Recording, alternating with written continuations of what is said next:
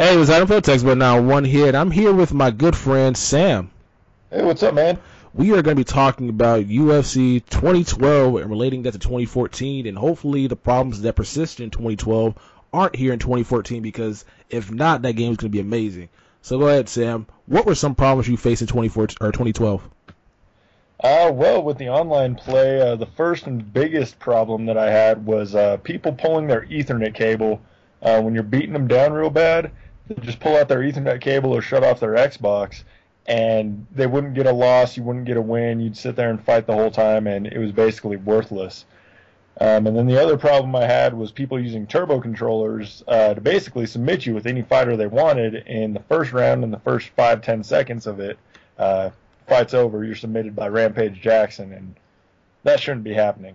I agree with that. That was a major issue, and it seems that they have fixed that issue this year with the way they got the submission settings set up this year. Instead of it being butt mashing, which was a cool concept in theory because whoever has a quicker hand movement, they can go ahead and win the match. But now they switch it to where you have to have stick movement and match what the user is doing on the other end. So it makes it a lot harder to submit, as you guys saw in my video the other day. It was super difficult to submit somebody because you gotta be on your A game, you gotta watch the left stick as well, and it just makes it a lot difficult. So they seem to have addressed that issue when it comes to the submission glitch of the turbo controllers, but still is unknown about the DC glitching or dashboarding that preserve a loss. So I'm not too sure about that issue yet, but hopefully that's not a problem in UFC 2014.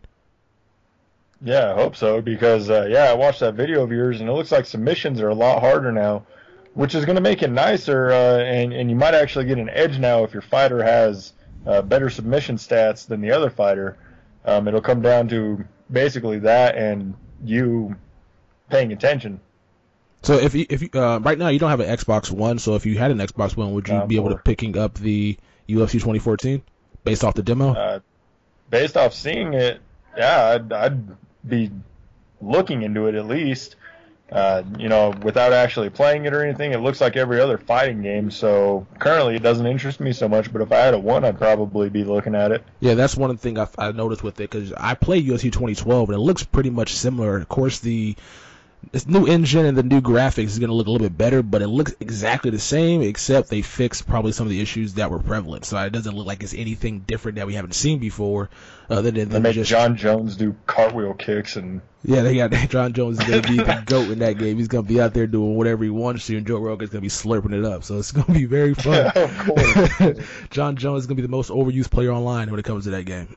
I'm not too sure if they're going to allow people to do created fighters to fight online like they did a couple years ago, but that could be something to look forward to. It'll probably be like they did the first time, where the host of the match can actually state if you can use create a fighter or not, and if you can or can't is all up to the match rules you set before the game even starts.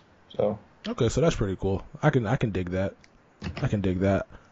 Another issue I faced in UFC 2012 was it wasn't for the casual gamer. I'm thinking that this one is going to be geared towards more the casual gamer, because it seems like you have to have a manual to play this game. Like, that's going to be one issue that's going to be very hard to overcome, because it's kind of like any other fighting game where you got to know all the combos, but if it's not geared towards the casual fan, it's not going to sell as many copies as, let's say, a Street Fighter would, which is kind of a button mashing game, but at the same time it's still geared towards the casual fan, unlike UFC. So hopefully that might not be as big of an issue as I'm thinking it's going to be. Right, yeah, because I don't remember which one it is anymore, if it was 2012 or if it was Undisputed 3. I can't remember which one it was, but they made the transitions on the ground so hard to do. I don't even understand how it worked in that one, but the other two games they made were pretty good, and like you said, geared towards the casual gamer. So I think I agree with you on that.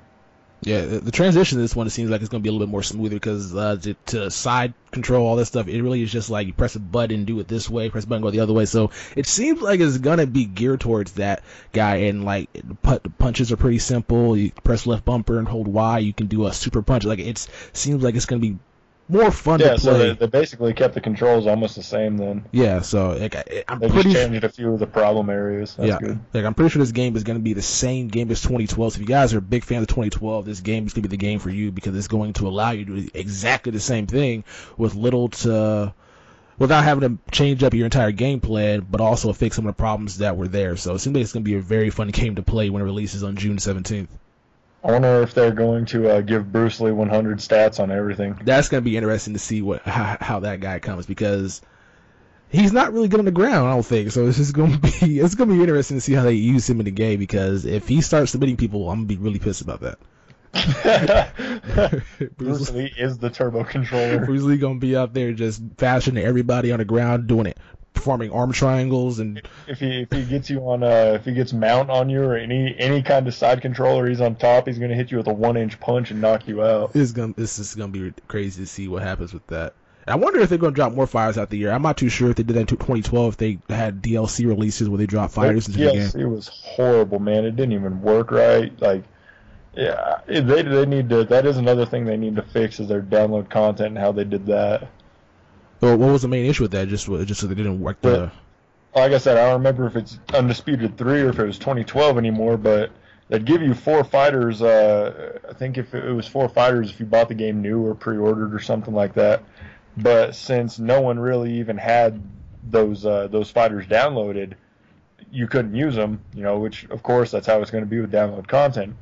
But it basically rendered all the download content useless because of how expensive they made it in the first place for 4 fighters that had like 70 stats overall, No one wants to pay $5 to use those. Yeah, I got you on that.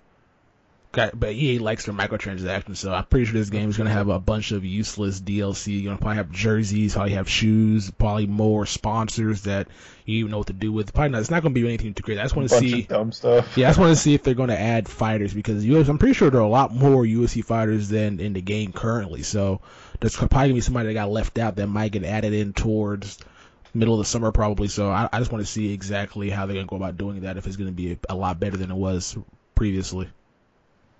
I hope they do make it better, because these games have so much potential, but no one really wants to play them when they're broken or they're half done. Yeah, and that's how Battlefield 4 got. Battlefield 4. Battlefield 4. That was what happened with that game. Released a game that wasn't completely finished, and there is your fans all pissed about it, and you're right here.